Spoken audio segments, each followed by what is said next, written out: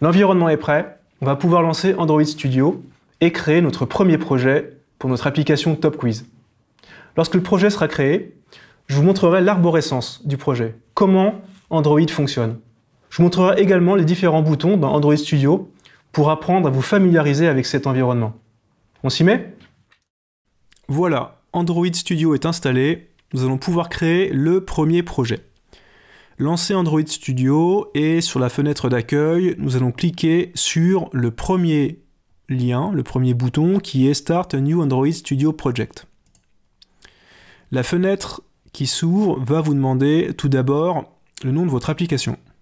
Sachant que nous souhaitons développer une application qui s'appelle Top Quiz, nous allons naturellement l'appeler Top Quiz. Le second champ, c'est le company domain. Lorsque vous travaillerez pour un client, vous mettrez naturellement le nom de domaine de votre client ou de l'entreprise dans laquelle vous travaillez. Là, pour l'instant, vous pouvez mettre votre nom, votre prénom sous format nom de domaine. Donc j'ai mis moi florian.ponroy.com. Laissez l'option Include C++ Support décochée, on n'en aura pas besoin. Et l'endroit où vous souhaitez stocker le projet, l'endroit par défaut me convient. Si vous souhaitiez le modifier, vous avez 3 petits points à droite. Vous pouvez cliquer dessus pour sélectionner un autre endroit. Cliquez sur le bouton Next. L'écran suivant va vous demander les équipements sur lesquels vous souhaitez faire fonctionner votre application.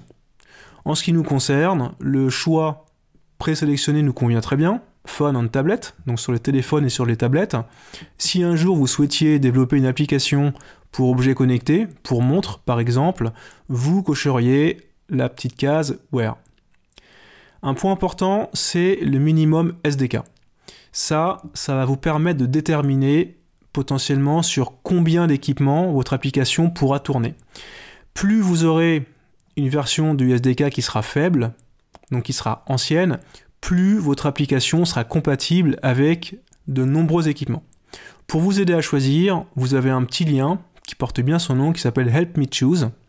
Vous pouvez cliquer dessus, et là vous avez un joli tableau qui vous permet de voir, en fonction de l'API level sélectionné, quelle est potentiellement la couverture de votre application que vous aurez.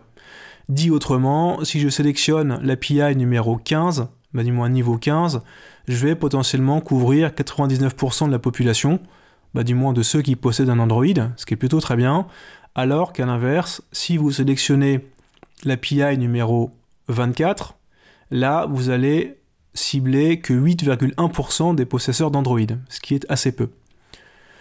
Donc on peut fermer la fenêtre, on part du principe que API numéro 15 c'est parfait, et on clique sur le bouton Next.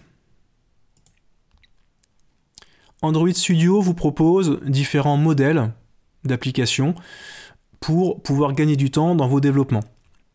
En ce qui nous concerne, on souhaite que le premier écran soit vide, donc on va sélectionner Empty Activity, Activity correspondant à un écran de l'application. Vu qu'on veut tout développer nous-mêmes, Empty Activity c'est parfait. Je sélectionne cette option et je clique sur Next. Android Studio nous propose de nommer l'activity, on va laisser dans cet écran les paramètres par défaut qui nous conviennent parfaitement, et là on va cliquer sur Finish pour créer le projet.